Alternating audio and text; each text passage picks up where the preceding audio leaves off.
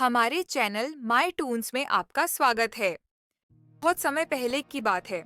एक गांव में रामू नाम का एक गरीब किसान रहता था। उसका बहुत छोटा सा परिवार था। उसके परिवार में एकमात्र उसकी बेटी थी जिसका नाम मीरा था। रामू ने बहुत ही शौक से मीरा को शहर में पढ़ने के लिए भेजा था। रामू की बेटी मीरा बहुत ही गुणवान और होशियार थी। उसी गांव में ठाकुर देवेंद्र नाम का एक लालची और बेईमान जमींदार रहता था। वह अपनी जमीन गरीब किसानों को ठेके पर देता था और उस जमीन के बदले वह गरीब किसान से बहुत ज्यादा कर वसूलता था। जमींदार ठाकुर देवेंद्र बहुत ही ज्यादा लालची था।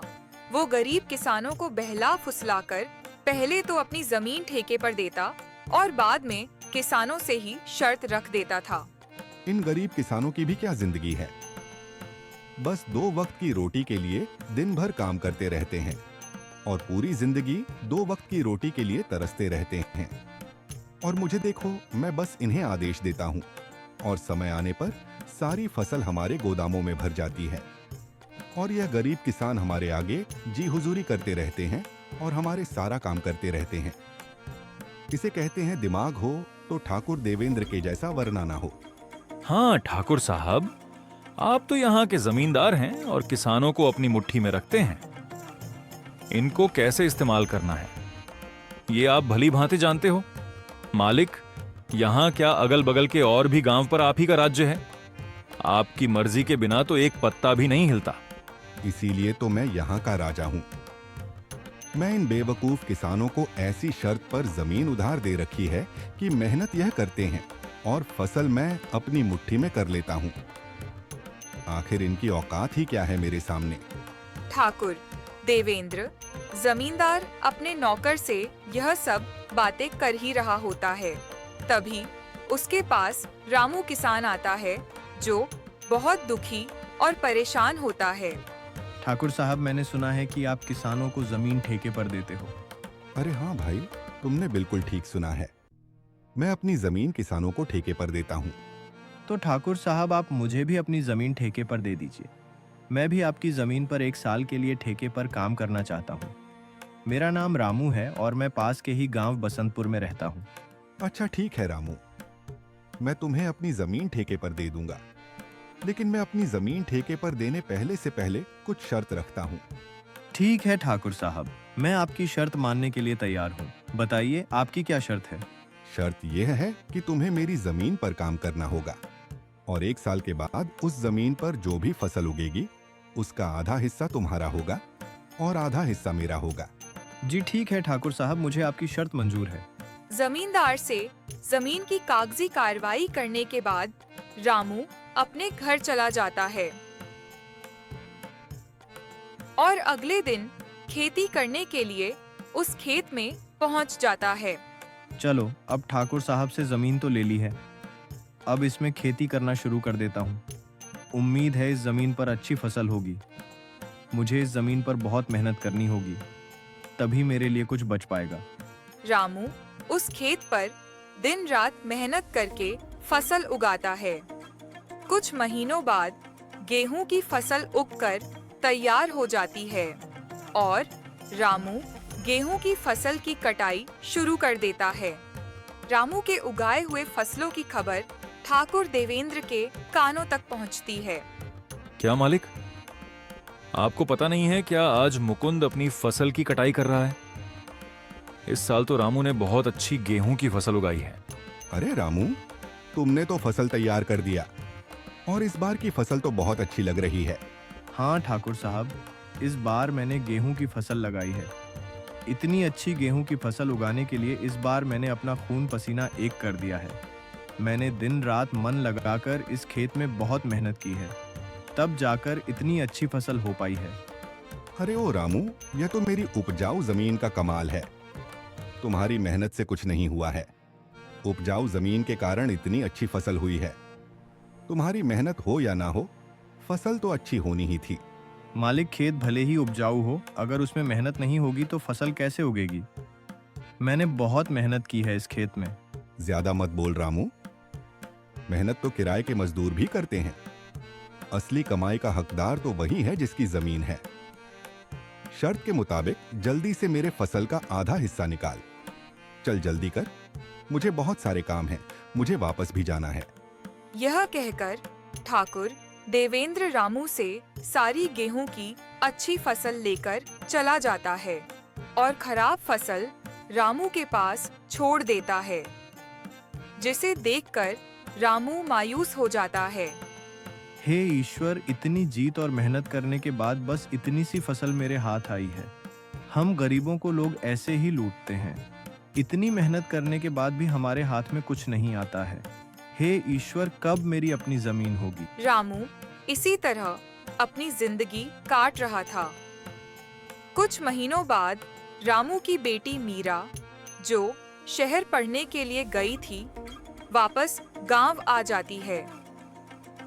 वापस गांव आने पर जब उसने गांव का नजारा देखा तो उसे बहुत दुख हुआ। पिताजी, हमारे गांव का ऐसा हाल क्यों है? गांव के लोग बहुत परेशान दिख रहे हैं बेटी, पर सही बात किसी को पता नहीं। पिताजी, आप चिंता मत कीजिए। अब मैं आ चुकी हूँ और यह अन्याय अब और नहीं चलेगा। आज से मैं आपके साथ खेतों में काम करूंगी और उस लालची ठाकुर देवेंद्र को उसी की शर्तों में बांध दूंगी। अगले ही दिन मीरा ठाकुर देवेंद्र के यहाँ पहुँच जाती है। अरे मीरा, तुम यहाँ कहो, क्या बात है? मुझे ठेके पर कुछ जमीन चाहिए। तुम तो एक लड़की हो, अब तुम खेती करोगी? अरे तुम अभी बच्ची हो, तुम्हारे अंदर इतना दम नहीं है। तुम पढ़ी लिखी लड़की हो, खेती नहीं कर पाओगी? नहीं ठाकुर साहब, ऐसा मत बोलिए। भले ही मैं पढ़ी लिखी हूँ, मगर हूँ तो एक किसान की बेटी ही ना। खेती करना मुझे अच्छी तरह से आता है। अच्छा चलो ठीक है, तुम्हारी बात मैं मान लेता हूँ। वैसे भी काम का क्या रह गया है? पढ़ लिख कर तो सभी ऐसे ही बेरोजगार घूम रहे हैं। आपका बहुत बहुत धन्यवाद मालिक। अरे धन्यवाद बाद में दे देना, पहले मेरे नियम और शर्तें को सुन लो। आपकी क्या शर्त है ठाकुर साहब, बताइए। यह तो बच्ची है, इस बार कुछ ऐसी शर्त बता देता हूँ जिससे इसकी सारी फसल मेरी हो जाएगी। वैसे भी इसके पिता रामू हर साल गेहूं ही लगता है, तो यह भी गेहूं ही लगाएगी। अच्छा मीरा सुनो, तुम जो भी फसल लगाओगी उसका आधा हिस्सा मैं रखूंगा और आधा हिस्सा तुम रखोगी, लेकिन ऊपर का हिस्सा मैं रखूंगा और नीचे का हिस्सा तुम रखोगी। अगर तुम्हें मेरी यह शर्त मंजूर है तो बोलो। ठीक है ठाकुर साहब, मुझे आपकी शर्त मंजूर है, ऐसा ही होगा। अगले दिन से मीरा अपने पिता के साथ खेतों पर काम करना शुरू कर देती है। मीरा ने इस बार धान की बजाय आलू की फसल लगाई और कुछ महीने बाद फसल तैयार हो गई। आलू की फसल इस बार बहुत अच्छी हुई थी। अब मीरा और उसके पिता दोनों खेत से आलू की फसल निकालने लगते हैं। फसल की खबर मिलते ही ठाकुर देवेंद्र मीरा के पास आता है। अरे मीरा, शर्त तो याद है ना तुम्हें? हाँ हाँ ठाकुर साहब, मुझे सब कुछ याद है। आधा आपका और आधा मेरा, और आपने कहा था कि ऊपर का हिस्सा आपका होगा और नीचे वाला का हिस्सा मेरा होगा। देखिए मालिक, इसने तो चालाकी कर दी। ये धान की फसल नहीं है, ये तो आलू की फसल है। अरे ये क्या मीरा, इस बार तुमने आलू लगाया है। ये तो आप ही की शर्त थी मालिक, और आपने ही शर्त बताई थी, और अब आप ही शर्त मानने को तैयार नहीं हैं। अरे लेकिन मैं इस घास फूस को लेकर क्या करूंगा, जबकि सारे आलू तो तुम ले रही हो। मालिक, मैं कुछ नहीं जानती, आप अपना ऊपर का हिस्सा ले जाइए। इस तरह अपनी चालाकी दिखाते हुए मीरा ने बेईमान ठाकुर देवेंद्र को मुंह तोड़ जवाब दिया और सभी आलू लेकर घर आ गई और घास फूस ठाकुर के हिस्से छोड़ आई। मालिक, पूरे गांव में आज तक किसी ने भी आपसे चालाकी दिखाने की हिम्मत नहीं की, और यह रामू की बेटी मीरा इतनी आसानी से आपको बेवकूफ बना गई। अरे यह रामू की बेटी मुझे क्या बेवकूफ बनाएगी, आने दो। इसे अगली बार उसे ऐसा सबक सिखाऊंगा कि मुझसे उलझने की कोशिश नहीं करेगी। कुछ दिनों के बाद मीरा दोबारा ठाकुर देवेंद्र के घर जाती है। कैसे हैं ठाकुर साहब? अरे मीरा, फिर से तुम कहो, क्या चाहिए तुम्हें? आपकी जमीन ठेके पर चाहिए थी। ठीक है, मैं तुम्हें अपनी जमीन ठेके पर दे दूंगा, पर मेरी इस बार की शर्त भी कान खोल कर सुन लो लड़की। इस बार तुम्हारी कोई चालाकी नहीं चलेगी लड़की। इस बार नीचे का हिस्सा मैं लूंगा और ऊपर का हिस्सा तुम्हारा होगा। क्या तुम्हें मेरी यह शर्त मंजूर है? मालिक, मुझे आपकी शर्त मंजूर है। मालिक, इस बार फसल के ऊपर का भाग मेरा ही होगा। इस तरह मीरा जमींदार से बात करने के बाद घर आ जाती है। इस बार भी मीरा दोबारा खेती करने की तैयारी में जुट जाती है और इस बार वो गेहूं की फसल लगाती है। कुछ दिनों बाद गेहूं की फसल काफी अच्छी उगाती है। अरे वाह, इस बार तो गेहूं की फसल खूब अच्छी दिख रही है। मजा आ गया। आने दो उस बेईमान ठाकुर देवेंद्र को, तब उसे मजा छकाती हूँ। कुछ दिनों के बाद ठाकुर देवेंद्र मीरा के पास आता है। जैसे ही ठाकुर देवेंद्र मीरा के खेत के पास पहुंचा, तो गेहूं की फसल देखकर उसका दिमाग ही चकरा गया। अरे यह क्या? इस मीरा ने तो इस बार गेहूं की फसल लगा दी है। यह लड़की तो जितनी मैं सोच रहा था उससे कहीं होशियार निकली। प्रणाम ठाकुर साहब, कैसे हैं आप? ठीक तो है ना? देखिए ठाकुर साहब, इस बार मैंने गेहूं की फसल लगाई है और आपकी शर्त के अनुसार फसल के ऊपर का हिस्सा मेरा होगा और नीचे का हिस्सा आपका होगा। इस तरह अपनी चतुराई से मीरा ने दोबारा ठाकुर देवेंद्र को मूर्ख बना दिया और ठाकुर एक बार फिर से धोखा खाकर गुस्से से तिलमिला गया।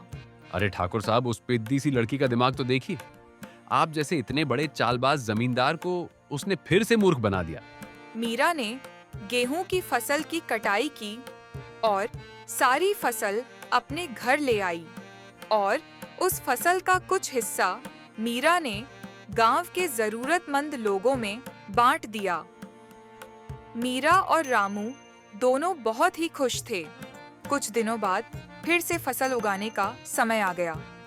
मीरा सोचती है, चलो उस लालची ठाकुर से आज फिर से मुलाकात करती हूँ और उससे ठेके पर जमीन लेकर फिर से फसल उगाती हूँ और देखती हूँ कि इस बार वह ठाकुर शर्त में अपना कौन सा खुराफाती दिमाग लगाता है।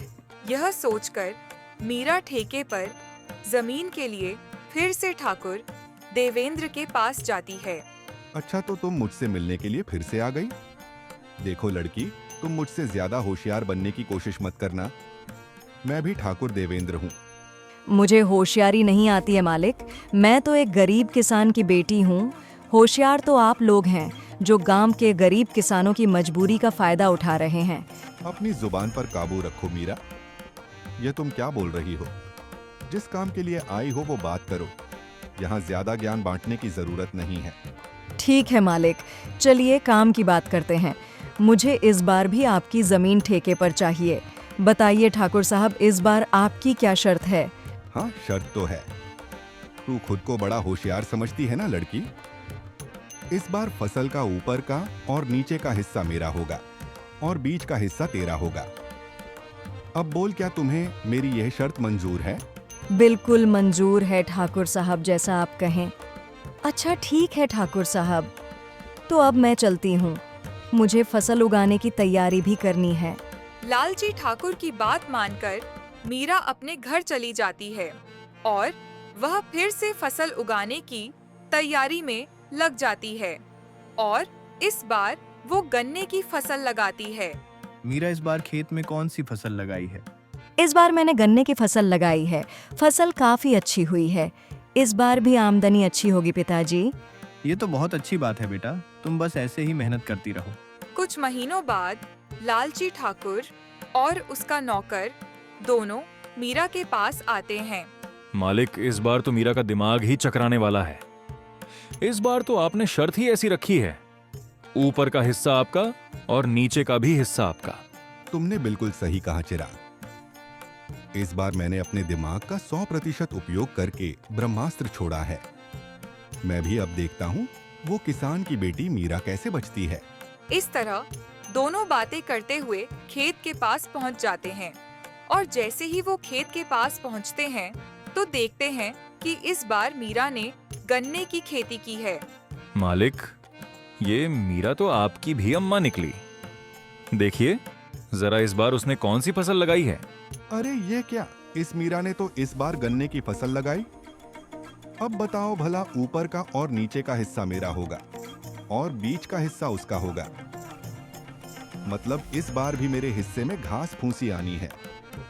मैं इस बार भी बेवकूफ बन गया, मान गया इस किसान की बेटी के दिमाग को। अरे ठाकुर साहब, आप आइए आइए, कैसे हैं आप दोनों? आपस में क्या खुसुर फुसूर कर रहे हैं? अरे वाह, एक तो चोरी ऊपर से सीना जोड़ी, तुमने मुझे इस बार भी बेवकूफ बना दिया ना।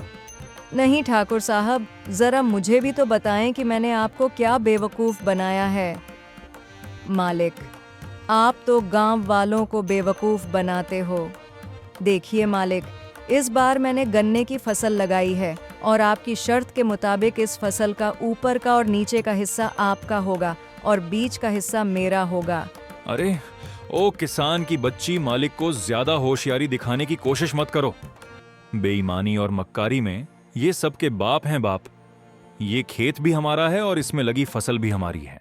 अरे ओ चिराग, बस कर, ज्यादा चिल्लाने की जरूरत नहीं। शायद ये हमारी ही करनी का फल है। हमने गांव के भोले भाले किसानों को बहुत ठगा है और आज पहली बार किसी ने हमें ठगा है। इस लड़की ने हमारी आंखें खोल दी हैं। अब मैं समझ चुका हूं कि बेईमानी का फल हमेशा बेईमानी ही मिलता है।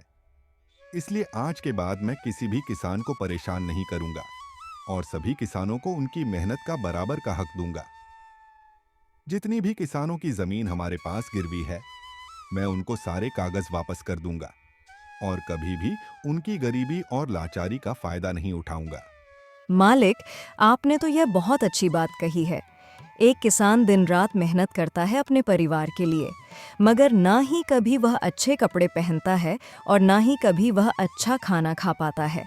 अपने परिवार का पेट भरने के लिए वह दिन रात अपना पेट जलाकर खेतों में मेहनत करता है। ऐसे में इन गरीब किसानों के साथ बेईमानी करना और उन्हें तकलीफ देना अच्छी बात नहीं है। इसलिए इनका हक तो इन्हें मिलना ही चाहिए। आप इनको इनकी ज़मीन वापस लौटा दीजिए मालिक, और अभी भी समय है। सच्चाई के रास्ते पर आ जाइए, नहीं तो आपको इससे भी बड़ा नुकसान झेलना पड़ सकता है।